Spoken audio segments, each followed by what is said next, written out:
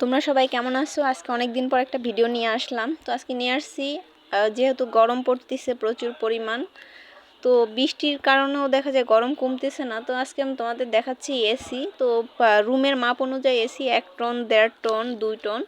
তো আজকে যেগুলো দেখাচ্ছে এগুলো ইনভার্টার সিস্টেমের। এটা হলো গিয়ে তোমার 1.5 টনের 78,120 টাকা আসবে প্রাইস। কিস্তিতে নিতে পারবা এটা প্রাইস, আর যদি ক্যাশে নাও সেক্ষেত্রে আরও ডিসকাউন্ট করে দিতে পারবো, কোনো সমস্যা নাই। এটা তোমরা ইএমআই করে নিতে পারবা, কিস্তিতে নিতে পারবা, 6 মাস, 9 মাস, 12 মাস।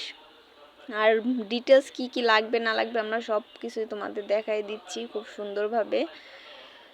তো তোমরা নিজেরা একটু কষ্ট করে পড়ে নিও, কারণ এতগুলা যদি পড়তে যাই সেক্ষেত্রে ভিডিও তো অনেক বড় হয়ে যাবে, লং টাইম।